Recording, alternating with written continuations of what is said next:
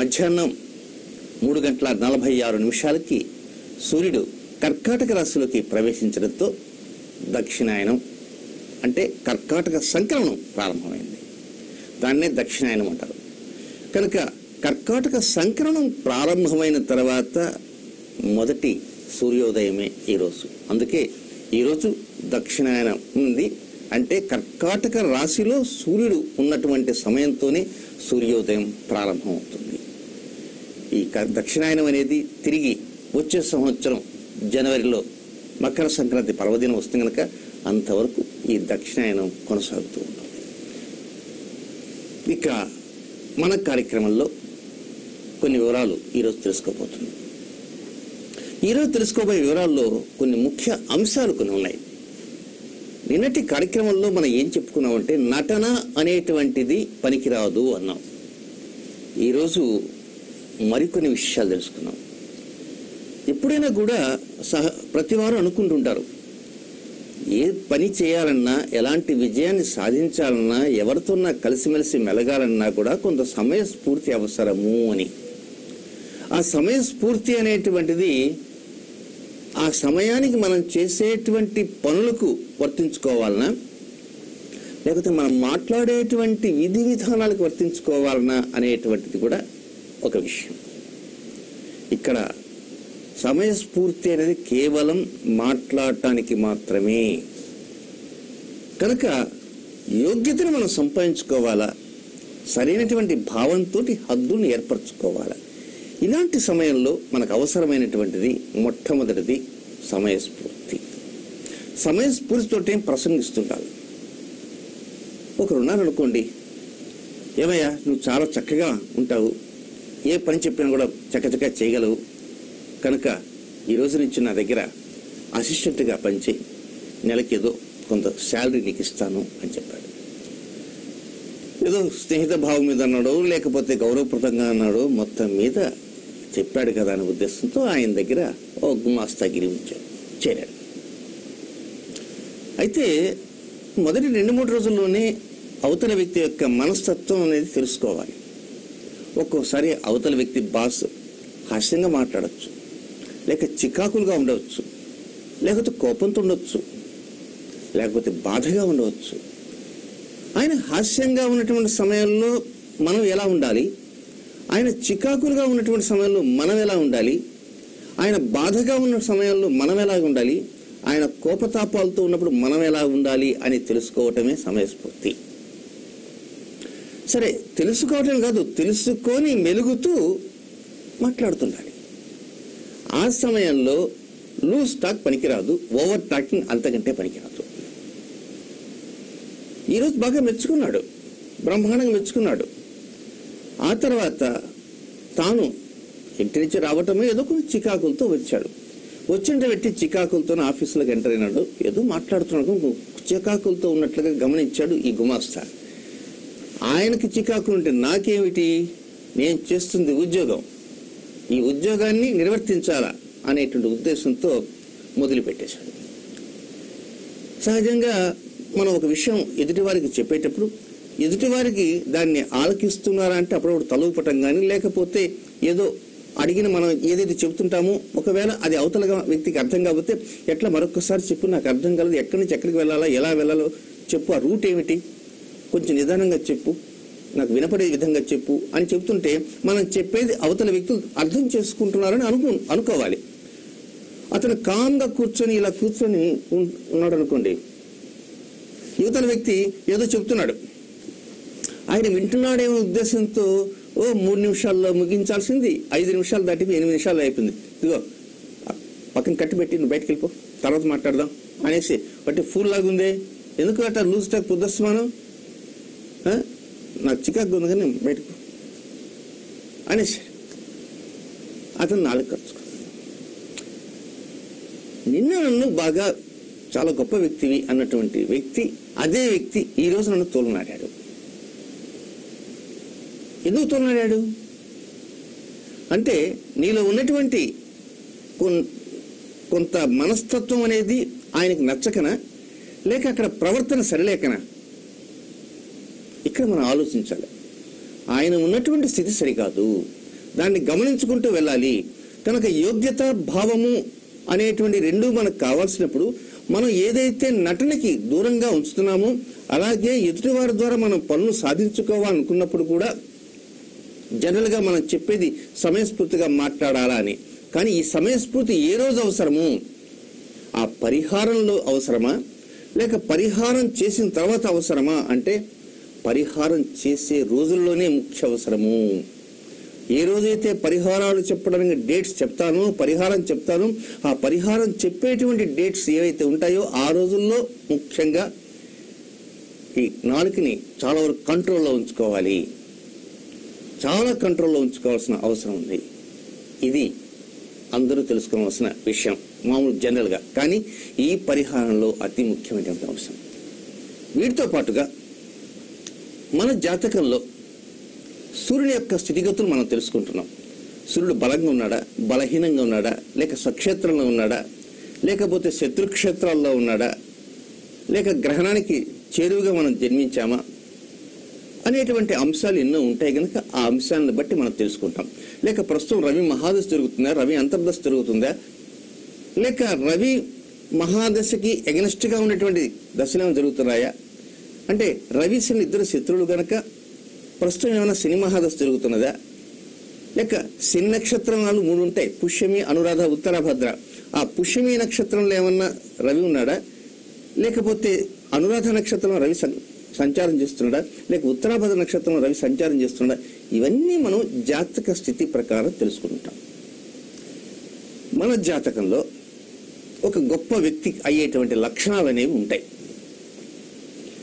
ఒక సిద్ధాంతి గారి దగ్గరికి వెళ్ళిన తర్వాత నీకేమయ్యా నీ జాతకంలో బ్రహ్మాండమైనటువంటి లక్షణాలు ఉన్నాయి, గో హెడ్ వెళ్ళిపో అంటాడు.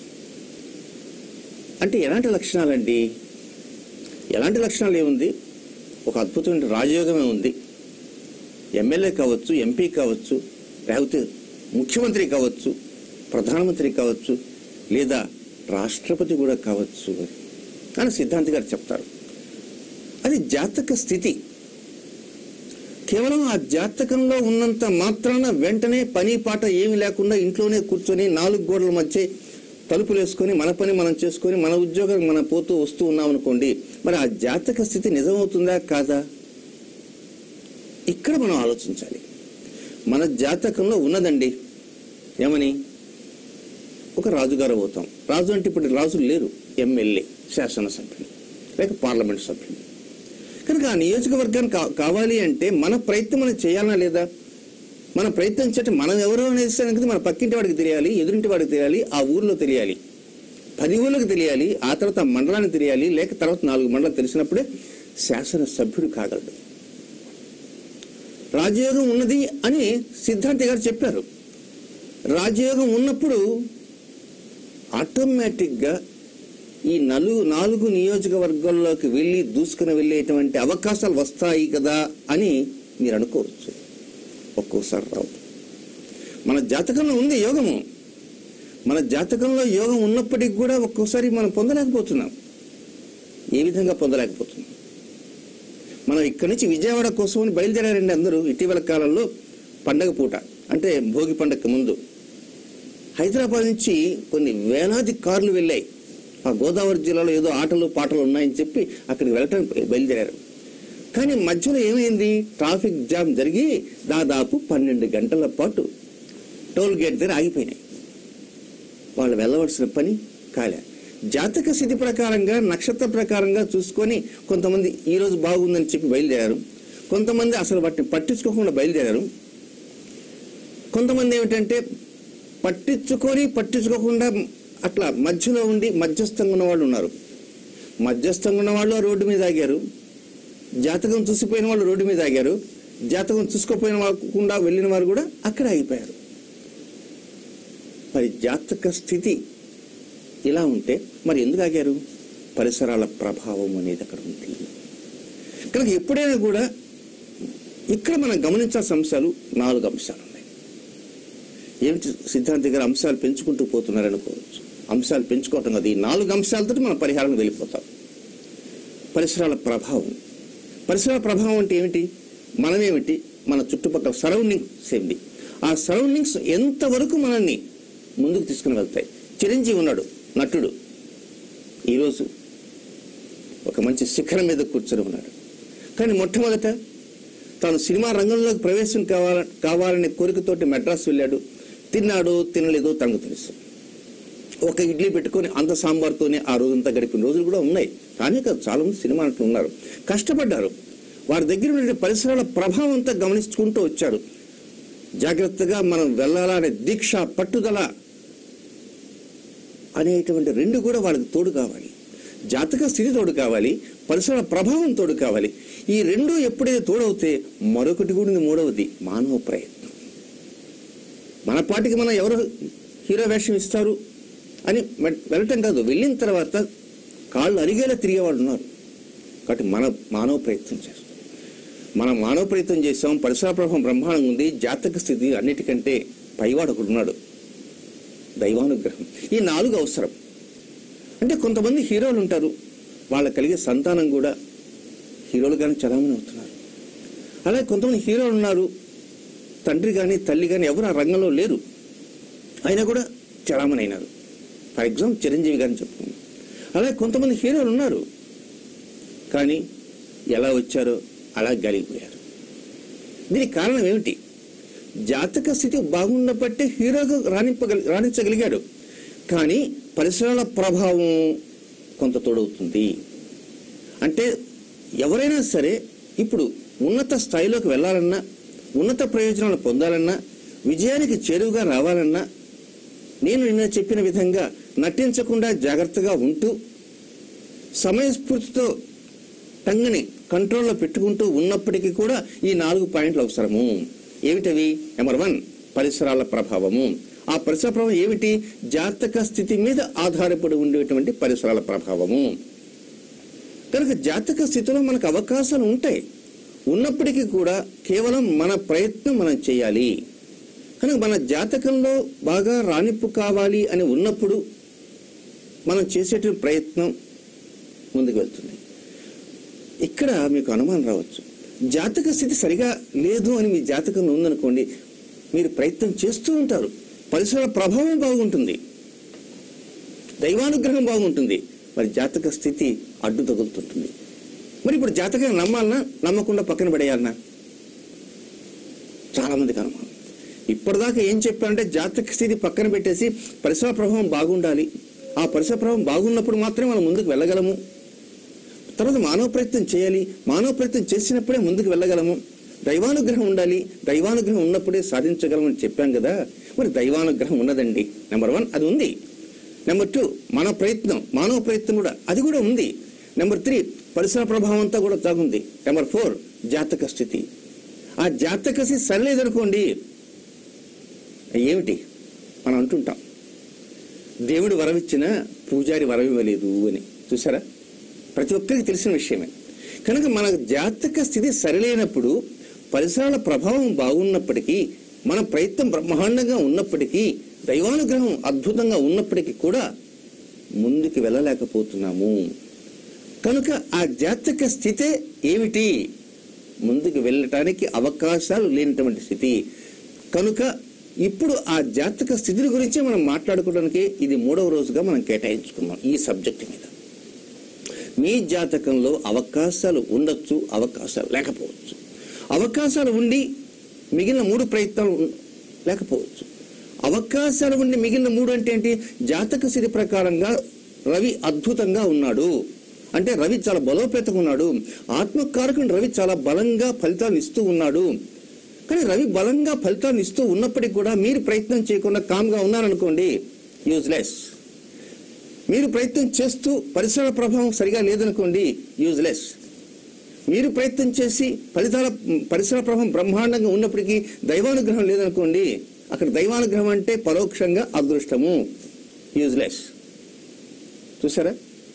జాతకంలో బ్రహ్మాండంగా ఉండి కూడా పరిసర ప్రభావం లోపించినప్పుడు యూజ్లెస్ అయింది, మానవ ప్రయత్నం లోపించినప్పుడు యూజ్లెస్ అయింది, దైవానుగ్రహం లేకుండా ఉన్నప్పటికీ యూజ్లెస్ అయింది.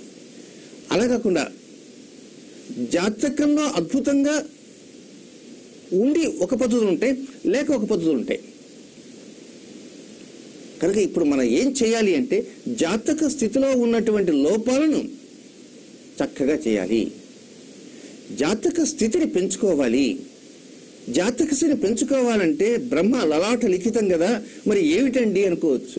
ఇలాంటి కార్యక్రమాలు వినాలని కూడా ఆ బ్రహ్మదేవుడు రాసుంటాడు. ఫలాని భక్తిమాల టీవీలో గార్గ్య సిద్ధాంతం ఏదో చెబుతుంటారు, చెప్పినట్టు వివరాలని ఆకలింపు చేసుకుంటారు. జాతక స్థితి ఎట్లా, మానవ ప్రయత్నం అలా, పరిసర ప్రభావం ఎట్లా, దైవానుగ్రహం ఎట్లా అని చెప్పేస్తారు. కనుక మీ జాతక స్థితి సరిలేదు, కానీ కొంతమంది పరిసరాల ప్రభావం, ఆ పరిసరాల ప్రభావమే మాలాంటి సిద్ధాంతులు కావచ్చు. అర్థమైందండి? కనుక పరోక్షంగా మీ జాతకరీత్యా ఉన్నటువంటి స్థితిగతులు లోపించినప్పుడు పరిసరాల ప్రభావం బాగా తోడు కావాలి. ఆ పరిసరాల ప్రభావంలోనే పరోక్షంగా మీకు ఏమొస్తాయంటే పరిహారాలు వస్తాయి. కనుక ఈ పరిహారాలు అనేటువంటి పరిసరాల ప్రభావం, లేక మీకు అనుకూలంగా మిమ్మల్ని ఉత్సాహంగా మిమ్మల్ని భుజం తట్టి ముందుకు నడిపేటువంటి పరిసరాల ప్రభావం, ఇవన్నీ కూడా మనకు అవసరము. కనుక ఇలాంటివి మనకు అవసరమైనప్పుడు మాత్రమే మనం వెళ్ళగలము. కనుక ఒక్క ముక్కలో చెప్పేసి మనం తర్వాత విషయాలకు వెళ్తాం. ఆ ఒక్క ముక్క ఏమిటంటే, మీరు ఉన్నత స్థానంలోకి వెళ్ళాలనుకుంటున్నారు. 10 మంది మిమ్మల్ని చాలా ఉన్నతులుగా చూడాలని మీరు కోరుకుంటున్నారు. మీకు అన్ని సామర్థ్యాలు ఉండి కూడా వెనుకంజ వేస్తున్నారు. కనుక ఇప్పుడు చెప్పిన పద్ధతి ప్రకారంగా మీలో ఉన్నటువంటి ఆత్మగౌరవాన్ని పెంచుకోండి, తగిన యోగ్యతను సంపాదించుకోండి, కొన్ని హద్దులను ఏర్పాటు చేసుకోండి. ఆత్మగౌరవాన్ని పెంచుకోండి, యోగ్యతను డెవలప్ చేసుకోండి, హద్దులను ఏర్పరచుకోండి. ఇవి పొందాలి అంటే ముఖ్యంగా నటన పనికిరాదు. ఆ తర్వాత సమయస్ఫూర్తి, ప్రత్యేకంగా నాలుక వ్యవహారం, టంగ్, కంట్రోల్ ద టంగ్, అది ఉండాలి. వీటితో పాటు వెనక ఉండవలసినటువంటి కొన్ని అంతర్గతంగా కనపడకుండా ఉన్నటువంటి 4 గుంజలు. ఒక పందిరి వేయాలంటే ఆ పందిరికి 4 గుంజలు. కనుక ఒక మంచానికి 4 కోళ్ళు. కనుక ఆ 4 కోళ్ళలో ఏ ఒక్క కోడు లేకపోయినా కూడా అతి జాగ్రత్తగా పడుకోవాలి. ఏమాత్రం నిద్రలో అటు ఇటు అన్నామంటే మంచం ఒరిగిపోతుంది. ఆ మంచానికి ఉన్న 4 కోళ్ళు ఏమిటంటే, 1 జాతక స్థితి, 2 పరిసర ప్రభావము, 3 మానవ ప్రయత్నము, 4 దైవానుగ్రహం. దైవానుగ్రహం అనేటువంటి కోడు లేకపోయినా ఏదో రకంగా అవుతాం, ఎక్కడవుతుంటే తప్పని పడిపోతాం. అంటే ఒక కోడు లేకపోతే అయిపోయినట్టే. ఇప్పుడు మీరు డౌట్ రావచ్చు, సిద్ధాంతి గారు వెనక 2 కోళ్ళు ఉన్నాయి, ముందు 2 కోళ్ళు మాత్రం లేవు అన్నప్పుడు మంచం ఎలా ఉంటుందని ఇలా ఉంటుంది, అయినా పడుకోవచ్చు కదా. వెనక 2 కోళ్ళు ఉన్నాయి, మంచానికి వెనక 2 కాళ్ళు, ముందు 2 కాళ్ళు లేవు. అప్పుడు మనం పడుకుంటే ఏమిటి, తల పై భాగాన ఉంటుంది, కాళ్ళు కింది భాగాన ఉంటాయి. రన్ చేయవచ్చు. ఎంతకాలం చేయగలవు? ఎలాంటి అవకాశాలు పొందగలవు? కొన్ని అవకాశాలే కానీ పూర్తి అవకాశాలు కాదు. అలా కాకుండా ఈ 4 కోళ్ళలో ఈ కోడు ఉంది, ఈ కోడు ఉంది, ఆ కోడు ఈ కోడు లేదనుకోండి, అప్పుడు ఎలా పడుకుంటారు? చాలా కష్టం. ఇది కేవలం ఒక ఉపమానంగా చెబుతున్నటువంటిదే. కనుక ఎప్పుడైనా సరే ఈ పరిసరాల ప్రభావము, జాతక స్థితి, మానవ ప్రయత్నము, దైవానుగ్రహం అనేటువంటి 4 మనకు తెలియకుండానే మన జీవితాల్లో అంతర్లీనంగా వెనకాల నడిపిస్తూ ఉంటాయి. ఆ వెనకాల నడిపించేటువంటి వాటిల్లో దైవానుగ్రహము, అది మీ అంతటా మీరు కొని తెచ్చుకునేది. భక్తి ప్రపత్తులతో ప్రతి ఒక్కరిని, అంటే మీకు నచ్చినటువంటి ఎవరైతే ఉంటారో దేవతామూర్తులు, వారిని ఆరాధిస్తుందండి. అది దైవానుగ్రహానికి దగ్గరవుతారు. మానవ ప్రయత్నం అది మీ చేతుల్లో ఉండేదే. మానవ ప్రయత్నం మీ చేతుల్లో ఉంటుంది. మీరు చేయాలనుకుంటే చేయగలరు, పడుకుని నిద్రపోవాలనుకుంటే నిద్రపోగలరు, అది కూడా మీ చేతుల్లో ఉంటుంది. 3వది పరిసర ప్రభావం. ఈ పరిసరాలు సరిగా లేవండి అంటే పెట్టాబేడ సర్దుకొని ఇంకో చోటుకు వెళ్ళిపోవచ్చు. పరిసర ప్రభావం బాగా ఉన్న చోటే మనం రాణించగలము, అది కూడా మీ చేతుల్లో ఉంది. 4వది జాతక స్థితి, అది లేదు మన చేతుల్లో. కనుక ఈ అంతర్లీనంగా మనం కనపడకుండా ఉన్నటువంటి మంచం కోళ్ళగా ఉన్నటువంటి 4 కోళ్ళలో 3 కోళ్ళు మన ప్రయత్నంతోనే తయారు చేసుకుని ఏదో ప్రకారంగా కోడును పెట్టుకోగలం. కానీ జాతక స్థితి అనేటువంటి కోడు ఏదైతే ఉందో ఆ కోడు త్వరగా అక్కడ కుదరదు, అతకదు. బోల్ట్ పెట్టి బిగించినా కూడా తిరగదు. కనుక ఆ జాతక స్థితిలో ఉన్నటువంటిది మన చేతుల్లో లేదు, అది కాలచక్రం చేతుల్లో ఉంది. ఆ కాలచక్రమే పంచాంగం. ఆ పంచాంగమే ఇప్పుడు చెప్పబోతున్నా. నోట్ డౌన్ చేసుకోండి. సిద్ధంగా ఉన్నారు కదా? కనుక ఒక చిన్న విరామం తీసుకుందాం. ఆ విరామం తర్వాత ఈ కాలచక్రానికి సంబంధించినటువంటి ఏదైతే కోడ్ మనకుందో ఆ మంచం కోడు సంబంధించిన జాతక స్థితికి సంబంధించిన మంచం కోడ్ ఉందో దాని కాలచక్రం అనేటువంటి పేరులోకి వెళ్ళిపోతున్నాం. దాంట్లో కొన్ని నక్షత్రాలు ఉన్నాయి, కొన్ని తిథులు ఉన్నాయి, కొన్ని మాసాలు ఉన్నాయి. ఆ మాసాలన్నీ కూడా క్లారిటీగా చెప్తున్నాను. సిద్ధంగా ఉండండి. నోట్ డౌన్ చేసుకోండి. ఒక చిన్న విరామం తీసుకుందాం.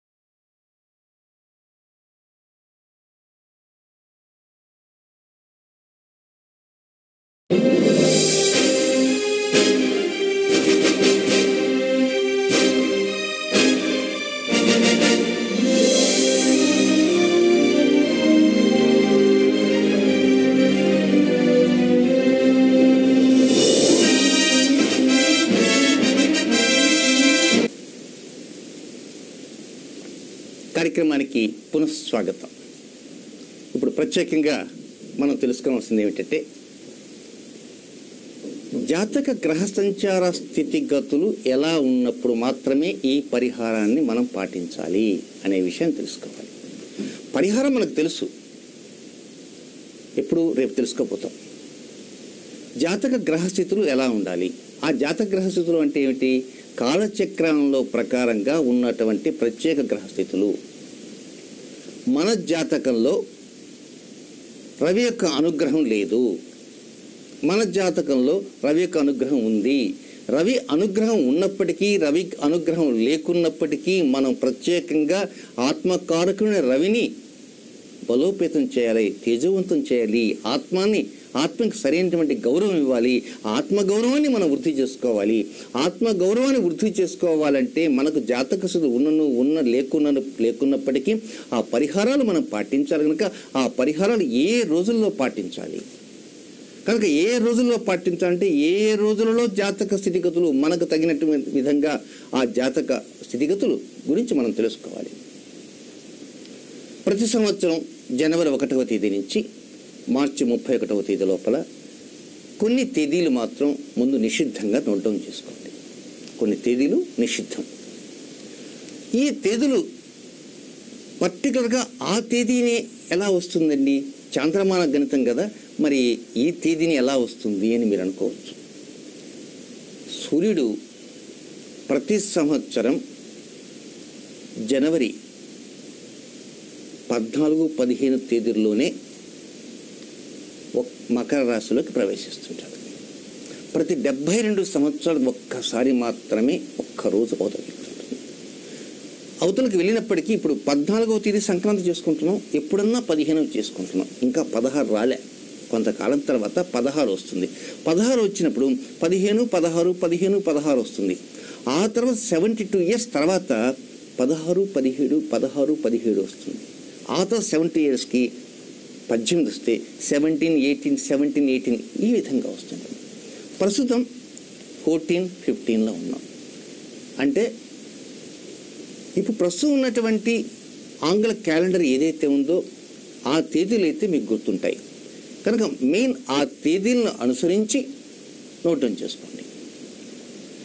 ఇక ఆ తేదీలలో సంవత్సరం అంతా మనకు కార్తెలు వస్తుంటాయి. కార్తె అంటే సూర్యుడు మొత్తం 360 డిగ్రీలు ఉండేటువంటి భూగోళంలో ఒక రాశిలోకి ప్రవేశించిన, ఒక నక్షత్రం ప్రవేశించిన సూర్యుడు ఏమీ ప్రవేశించడు. సూర్యుడు అక్కడే ఉంటాడు, స్థిరంగా ఉంటాడు. భూమి తిరుగుతుంటుంది. కనుక భూమి తిరుగుతుంటుంది కనుక భూమి తన చుట్టూ తాను తిరుగుతుంటుంది. ఇక్కడ మనం గమనించాల్సిందంటే, భూమిలో చాలామంది అనుకుంటారంటే సూర్యుడు తిరుగుతుంటాడేమో, సూర్యుడు ఒక నక్షత్రం నుంచి ఒక నక్షత్రంలో వెళ్ళిపోతుంటాడేమో, ఒక రాశి నుంచి ఒక రాశిలో వెళ్ళిపోతుంటాడేమో అని అనుకుంటారు. కానీ సూర్యుడు వెళ్ళడు, సూర్యుడు అక్కడే ఉంటాడు. కేవలం చుట్టూ ఉన్నటువంటి భూమి ఏదైతే ఉందో ఇవి తిరుగుతుంటాయి. కనుక ఈ పరంపరలో ఏ నక్షత్రానికి సంబంధించినటువంటిది చేరువుగా వస్తే ఆ నక్షత్రంలో సూర్యుడు ప్రవేశించినట్టు. అశ్విని నక్షత్రంలో సూర్యుడు ప్రవేశిస్తే దాన్ని అశ్విని కార్తె, భరణిలోకి ప్రవేశిస్తే భరణి కార్తె, పుష్యమిలోకి ప్రవేశిస్తే పుష్యమి కార్తె, మూలలోకి ప్రవేశిస్తే మూల కార్తె, చిత్తా నక్షత్రంలో ప్రవేశిస్తే చిత్రా కార్తె, హస్తలోకి ప్రవేశిస్తే హస్త కార్తె. కనుక ఏ నక్షత్రానికి చేరువుగా వస్తే ఆ నక్షత్రం పేరుతోటి కార్తె అనేది వస్తుంది. ఏ రాశి చేరువుగా వస్తే ఆ రాశి ప్రవేశంతో సంక్రమణం అవుతుంది. కనుక ముఖ్యంగా 3 కార్తెలు ఉన్నాయి. ఆ 3 కార్తెలు ఏంటంటే ఉత్తరాభాద్ర అనేటువంటి ఒక కార్తె, పుష్యమి అనేటువంటి ఒక కార్తె, అనురాధ అనే కార్తె. ఈ 3 కార్తెలు తీసుకున్నాం. ఎందుకు ఈ 3 కార్తెలు తీసుకుంటున్నామంటే, ఉత్తరాభాద్ర, పుష్యమి, అనురాధ అనే 3 నక్షత్రాలు శని గ్రహ నక్షత్రాలు. శని, రవి ఈ 2 గ్రహాలు కూడా జ్యోతిష్ శాస్త్ర ప్రకారంగా ఒక గ్రహానికి మరొక గ్రహానికి శత్రుత్వం ఉన్నటువంటివి. మొట్టమొదటి రోజు మనం చెప్పుకున్నాం కృత్తిక, ఉత్తరాషాఢ అనేటువంటి సూర్యుని యొక్క నక్షత్రాలు. అలాగే ఉత్తరాభాద్ర, పుష్యమి, అనురాధ అనేవి శని యొక్క నక్షత్రాలు. కనుక ఉత్తరాభాద్ర కార్తె ఎప్పుడు వస్తుంటుందంటే ప్రతి సంవత్సరం మార్చి 19వ తేదీ నుంచి 31వ తేదీ వరకు ఉంటుంది. కొన్ని గంటలు అటు ఇటుగా మారుతుంటాయి. ఒక్కోసారి మార్చి 19 రాత్రి రావచ్చు, ఒక్కోసారి మార్చి 19 ఉదయం రావచ్చు, లేదా మార్చి 20వ తారీఖు తెల్లవారుజామున రావచ్చు. ఏదొచ్చినా కొన్ని గంటలు అటు ఇటుగా వస్తుంటుంది. ఉత్తరాభాద్ర కార్తె ప్రతి సంవత్సరము మార్చి నెల 19 నుంచి మార్చి 31 వరకు ఉత్తరాభాద్ర కార్తె ఉంటుంది. కాబట్టి ఆ కార్తెలో ఉన్నటువంటి సమయం నిషిద్ధము, మనం పరిహారం చేయదగదు. అలాగే రెండవ కార్తె పుష్యమి కార్తె, ఇది ఎప్పుడు వస్తుంటే ప్రతి సంవత్సరము జూలై 19వ తేదీన ప్రారంభమవుతుంది, ఆగస్టు 2వ తేదీతో వెళ్ళిపోతుంది. జూలై 19వ తేదీ నుంచి ఆగస్టు 2. ఒక్కొక్కసారి జూలై 28 అనుకోండి, ఆగస్టు 3 అవుతుంది. కానీ ఎక్కడో రేర్గానే వస్తుంటుంది, అరుదుగా. కనుక ఈ పుష్యమి కార్తె అనేటువంటి జూలై 19 నుంచి ఆగస్టు 2 వరకు ఉన్నటువంటి సమయం కూడా నిషిద్ధము, పరిహారం పాటింపదగదు. మూడవ కార్తె అనురాధ కార్తె. ఈ అనురాధ కార్తె ప్రతి సంవత్సరము నవంబర్ నెల 19 నుంచి డిసెంబర్ 1వ తేదీ వరకు ఉంటుంది, కొద్ది గంటలు అటు ఇట్లో వస్తుంటుంది. కనుక నవంబర్ 19 నుంచి డిసెంబర్ 1వ తేదీ వరకు ఉన్నటువంటి అనురాధ కార్తెలో ఉన్నటువంటి సమయం కూడా మనం పరిహారం చేయడానికి నిషిద్ధము. ఇంతవరకు మీరు తెలుసుకున్నారు. ఇక మరొక నిషిద్ధ సమయం ఉంది. అదేమిటంటే అసలు సూర్యుడు భూమికి చాలా దూరంగా వెళ్ళిపోతే దాన్ని నీచస్థానము అన్నాం. ఆ సమయంలో మనకు కొంచెం చలి ఎక్కువగా ఉంటుంటుంది. చలి జనవరిలో ఎక్కువగా ఉంటుంది, కానీ కొంచెం వర్షాలు ఎక్కువగా ఉంటాయి రోజులన్నమాట. అది ఏ సమయం అంటే అక్టోబర్ నెల 16వ తేదీ నుంచి నవంబర్ 16వ తేదీ వరకు. అక్టోబర్ 16 నుంచి నవంబర్ 16 వరకు రవి తులారాశిలో నీచ స్థానంలో ఉంటాడు. కనుక అక్టోబర్ 16 నుంచి నవంబర్ 16 వరకు మధ్య ఉన్నటువంటి కాలంలో కూడా పరిహారం పాటించడానికి నిషిద్ధము. ఇక్కడ అక్టోబర్ 16 నుంచి నవంబర్ 16 దాకా నిషిద్ధము. కానీ మధ్యలో 17, 18 2 రోజులు దాటంగానే మళ్ళీ నిషిద్ధ రోజు నవంబర్ 19 వస్తుంది. అదేమిటి? ఆ నవంబర్ 19 అనేది అనురాధ కార్తె.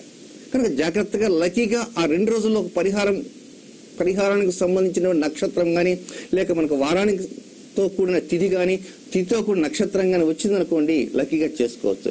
ఈ గోలంతా ఎందుకండి? మనకు అక్టోబర్ 16వ తేదీ నుంచి డిసెంబర్ 1వ తేదీ దాకా అప్పు ఆ అనురాధ కార్తె వెళ్ళేంతవరకు తీసేద్దాం అనుకుంటారా? మీ ఇష్టం అది. కనుక ఇంతవరకు నిషిద్ధ సమయాలే. కానీ ఇక మరికొన్ని నిషిద్ధ సమయాలు ఉన్నాయి. అవి ఏమిటంటే ఇప్పుడు చెప్పిన సమయాలు కాకుండా మిగిలిన సమయాలు మాత్రమే అనుకూలమైనటువంటివి. కనుక ఈ అనుకూల సమయాలు చెప్తాను. ఇప్పటిదాకా చెప్పిన నిషిద్ధ సమయాలు, అనుకూల సమయాలు చెప్తాను, నోట్ డౌన్ చేసుకోండి. జనవరి 1వ తేదీ నుంచి మార్చి 18 వరకు. జనవరి 1 నుంచి మార్చి 18 వరకు. ఏప్రిల్ నెల 1వ తేదీ నుంచి జూలై నెల 18 వరకు. ఏప్రిల్ నెల 1వ తేదీ నుంచి జూలై నెల 18 వరకు. ఆగస్టు నెల 3వ తేదీ నుంచి అక్టోబర్ నెల 15వ తేదీ వరకు. ఆగస్టు నెల 3వ తేదీ నుంచి అక్టోబర్ నెల 15వ తేదీ వరకు. ఆ తర్వాత నవంబర్ 17, 18 మాత్రమే. లాస్ట్ డిసెంబర్ నెల 2వ తేదీ నుంచి డిసెంబర్ నెల 31వ తేదీ వరకు. ఇవి మాత్రమే అనుకూలమైన పరిహారం చేయదగినటువంటి తేదీలు. తెలిసిపోయింది. ఇప్పుడు ఏ తేదీలు మనం తీసుకున్నాం, మిగిలిన తేదీలు ఎందుకు వదిలేసాం, దానికి కారణం ఏమిటి అని చెప్పాం. కారణం ఏంటి? శని నీచస్థానంలో ఉన్న వల్ల కొన్ని రోజులు వదిలేసాం. పుష్యమి, అనురాధ, ఉత్తరాభాద్ర అనే కార్తెలు ఉన్న కారణంగా వాటిని వదిలేసాం. డైరెక్ట్గా ఇదే స్టెప్లోకి వచ్చి ఈ తేదీలు తీసుకోండి అంటే సరిపోతుంది. కానీ మీకు అర్థం కావటం కోసంగానే ఆ తేదీలు ఎందుకు వదిలామంటే అది పుష్యమి కార్తె వలన, అనురాధ కార్తె వలన, ఉత్తరాభాద్ర కార్తె వలన శని నీచస్థానం ఉన్న కారణంగా వాటిని వదిలేసాము అంటే పరోక్షంగా పాఠం కూడా చెప్పినట్టయింది. అయిపోయింది కదండి. ఇప్పుడు ఈ అనుకూలమైన తేదీల్లో కూడా ఎక్కడన్నా నిషిద్ధ సమయాలు ఏమన్నా వస్తాయా అని కూడా గుర్తుంచుకోవాలి. ఉన్నాయి. అనుకూలమైనటువంటి తేదీలలో, అనుకూలమైన సమయాలలో వచ్చే నిషిద్ధం ఏమిటి అంటే సూర్యుడికి గ్రహణం పడుతుంటుంది. గ్రహణం పడుతుంటుంది. ఆ గ్రహణం పట్టినటువంటి నెల ఉంటుంది. అంటే సంపూర్ణ సూర్యుడి గ్రహణం ఎప్పుడు పడుతుంది? అమావాస్య రోజే పడుతుంది. అది సంపూర్ణ గ్రహణం కావచ్చు, లేక పాక్షిక గ్రహణం కావచ్చు, లేక కంకణ గ్రహణం కావచ్చు. ఏదైనా ఒక గ్రహణం అనేది సూర్యుడికి సంప్రాప్తించినప్పుడు ఆ గ్రహణానికి ఇటు 15 రోజులు అటు 15 రోజులు నిషిద్ధము. అంటే ఆ గ్రహణానికి ముందు 15 రోజుల్లో మనకు కావాల్సిన నక్షత్రాలు వచ్చాయనుకోండి, మనం నిషిద్ధము.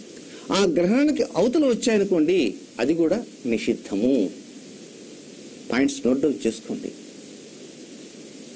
సూర్యగ్రహణానికి పాక్షికం కావచ్చు, లేక సంపూర్ణం కావచ్చు, లేక కంకణం కావచ్చు వచ్చినప్పుడు దానికి ముందు 15 రోజులు, దానికి ముందు ఇటు 15 రోజులు. అంటే ఎక్కడేంటి?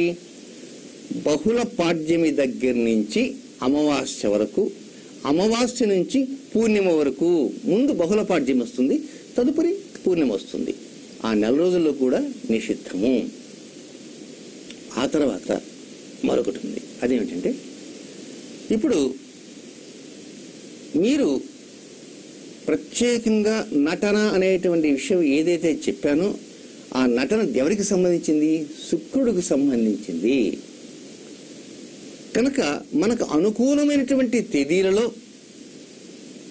ఏ నక్షత్రాలు ఏ తిథులు చెప్పినటువంటి రోజులలో పొరపాటున శుక్రవారం వచ్చిందనుకోండి, అది కూడా నిషిద్ధము.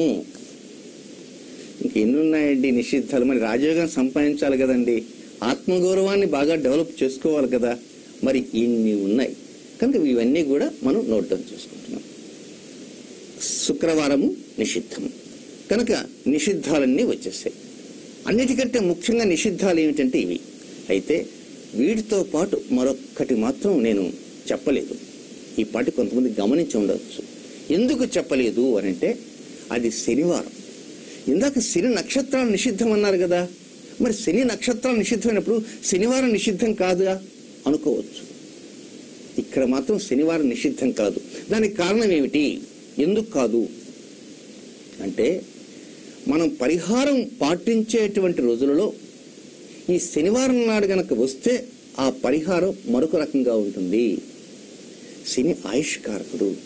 చాలామంది అష్టమ శనిని, అర్ధాష్టమ శని, ఏలినాటి శని వస్తే భయపడుతుంటారు. కనుక ఆ శని అనేటువంటిది వారము నిషిద్ధం కాదు. అయితే కొన్ని పరిహారాలు పాటించే సమయంలో అక్కడ ఉన్నటువంటి స్థితిగతుల ప్రకారంగా శనివారాన్ని మాత్రమే డిలీట్ చేస్తాం. ఎప్పుడు చేస్తాం? ఉదాహరణకి మనం ఇందాక చెప్పిన మ్యాటర్లో ఒక మాట అన్న, తులారాశిలోకి సూర్యుడు ప్రవేశిస్తే దాన్ని తులా సంక్రమణం అంటారు. అది నీచస్థానం ఉంది. అది అక్టోబర్ 16వ తేదీ నుంచి నవంబర్ 16వ తేదీ దాకా ఉంటుంది అని చెప్పాను కదండి. అది మనం డిలీట్ చేయాలి కదా, మనకు అనుకూలమైన రోజు కానే కాదు. ఓకే, ఆ సమయంలో తులారాశిలో శని ఉంటాడు. ఈ సంవత్సరం ఉందనుకోండి 2013వ సంవత్సరం. 2013వ సంవత్సరంలో అక్టోబర్ 16వ తేదీకి తులారాశిలోకి రవి వచ్చేస్తాడు. అంటే రవికి నీచస్థానము, అది శనికి ఉచ్చస్థానము. రవి నీచలో ఉన్నాడు గనక ఆ సమయాన్ని మనం తీసుకోవట్లేదు. అక్టోబర్ 16 నుంచి నవంబర్ 16 దాకా తులారాశిలోకి వచ్చిన సమయంలో ఈ సంవత్సరం శని అక్కడే ఉన్నాడు. ఎటు తిరిగి శని అక్కడే ఉన్నా కూడా ఆ సమయం మనం తీసుకోవటంలే. ఈ సంవత్సరం వదిలిద్దాం. రాబోయే 2014వ సంవత్సరం నవంబర్ నెల 3వ తేదీ తర్వాత ఇదే శని వృశ్చిక రాశిలోకి వెళ్ళాడు అనుకుందాం. అంటే అప్పుడు 2014వ సంవత్సరం నవంబర్ నెల 16వ తేదీ దాటిన తర్వాత 17, 18 మాత్రమే మనకు అనుకూలంగా ఉంటాయి. 19 నుంచి మళ్ళా అనురాధ కార్తె వస్తుంది. కనుక 17, 18లో కనుక పొరపాటు శనివారం వచ్చిందనుకోండి, అప్పుడు మాత్రమే తీసేయాలి. అంటే శనివారం ఎప్పుడు తీసేయాలంటే ఈ 12 రాశులలో మనకు అనుకూలమైన తేదీలలో, ఈ సంవత్సరం కావచ్చు, పై సంవత్సరం కావచ్చు, 10 సంవత్సరాల తర్వాత కావచ్చు, అనుకూలమైన తేదీలలో రవి శని 2 గ్రహాలు కూడా అనుకూలమైన తేదీల్లో ఒకే రాశిలో కలిసి ఉన్నటువంటి తరుణంలో వచ్చేటువంటి శనివారం మాత్రమే నిషిద్ధమే తప్ప మిగిలిన శనివారాలు నిషిద్ధం కానే కాదు. రూల్స్ అండ్ రెగ్యులేషన్స్ మాత్రం తల వాచిపోయేట్లు ఉంటాయి. మరి ఇన్ని రూల్స్ అండ్ రెగ్యులేషన్ మీరు నోట్ డౌన్ చేసుకుంటున్నారు, బాగానే ఉంది.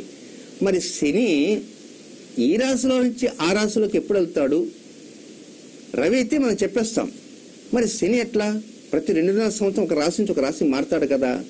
అంటే అవన్నీ కూడా పరిహారాలు మీకు ఎప్పుడైతే చెప్పబోతున్నానో ఆ పరిహారాలు చెప్పేటప్పుడు దాదాపు ఒక 30 సంవత్సరాల వరకు శనిగ్రహం ఈ రాశి నుంచి అవతల రాశులకు ఎప్పుడు వెళ్ళిపోతాడు అనేది రేపటి కార్యక్రమంలో నేను తెలియజేస్తానమాట. కనుక ఇప్పుడు మనం స్థితిగతులు ఏవైతే ఉన్నాయో ఈ స్థితిగతులన్నీ తెలుసుకున్నాము. అంటే ముఖ్యంగా పుష్యమి, అనురాధ, ఉత్తరాభద్ర నక్షత్రాలతో కూడినటువంటి కార్తెలు నిషిద్ధము. రవి తులారాశులకు వచ్చినటువంటి సంక్రమణ జరిగిన తర్వాత ఉన్నటువంటి నీచ కాలం కూడా నిషిద్ధము. అలాగే గ్రహణాలు ఏవైతే ఉన్నాయో ఆ గ్రహణానికి, సూర్యగ్రహణానికి సంపూర్ణంగాని, పాక్షికం కానీ లేక కంకణం కానీ ఇలాంటి గ్రహణాలు వచ్చినప్పుడు కూడా ఆ సమయాన్ని నిషిద్ధంగా మనం తీసుకుంటాము. ఇక శుక్రవారం ఏదైతే మనం చెప్పుకున్నామో ఈ అనుకూల సమయాలలో గనక ఆ పరిహారం పాటించేటువంటి నక్షత్రాలు, తిథులు కానీ లేక నక్షత్రాలతో కూడినటువంటి వారాలు కానీ ఉన్నప్పుడు ఇది శుక్రవారం వస్తే దానిని నిషిద్ధము. మొత్తం జోడియాక్లో అంటే 360 డిగ్రీస్ ఉన్నటువంటి ఈ యొక్క భూగోళంలో, ఖగోళంలో రవి, శని ఏదన్నా ఒక రాశిలో కలిసి ఆ రాశిలో అనుకూల కాలం ఉన్నప్పుడు ఆ అనుకూల కాలంలో శనివారం వస్తే అది కూడా నిషిద్ధము. కనుక ఈ నిషిద్ధాల విషయం అంతా అయిపోయింది. ఇక అనుకూలం అంతా ఉన్నది కనుక అనుకూల కాలం అంతా కూడా తెలియజేయటం జరిగింది. ఇక పరిహారం తెలుసుకోవాలి. ఆ పరిహారం తెలుసుకోవాలి అంటే, ఆ పరిహారం పాటించాలంటే దీనికి కొన్ని ఇతర నియమాలు ఏమైనా ఉన్నాయంటే వయసుతో నిమిత్తం లేదు. కనీసం మాటలు మాట్లాడటం ఏ వయసు స్టార్ట్ అవుతుంది? 4 ఏళ్ళకి మాట్లాడవచ్చు, 6 ఏళ్ళకి మాట్లాడవచ్చు. కొంతమంది మాటలు రాని వారు ఉంటారు, మగవారు, వారు కూడా పాటించవచ్చు. కానీ 5 సంవత్సరాలు దాటిన తర్వాత వయసు ఉన్నటువంటి చిన్నారుల దగ్గర నుంచి ఈ పరిహారం పాటించవచ్చు. ఎక్కడ ప్రత్యేకంగా తల స్నానాలు అలాంటి నియమాలు లేవు. సముద్ర స్నానాలు అంతకంటే లేవు. వీటికి బాగా గమనించవలసింది, తెలుసుకోవలసింది గోధుమ పిండి. ఇప్పుడు మన మార్కెట్కి వెళ్ళంగానే రెడీగా గోధుమ పిండి మనకు దొరుకుతుంది. కొన్ని పెద్ద పెద్ద కంపెనీలు ఉన్నాయి. ఆ కంపెనీలు కూడా రెడీగా ప్యాక్ చేసి 1 కిలో, 5 కిలో, 2 కిలో అట్లా ప్యాకెట్స్ వస్తాయి. ఇలాంటి గోధుమ పిండిని మాత్రం మీరు యూజ్ చేయకూడదు. ఎలాంటి గోధుమ పిండి? ఎందుచేతంటే ఆ గోధుమ పిండి మనం తెచ్చుకున్నాం అనుకోండి, దాంట్లో బాగా ఎలా ఉంటుందంటే అది ఫైన్ క్వాలిటీ గోధుమ పిండి.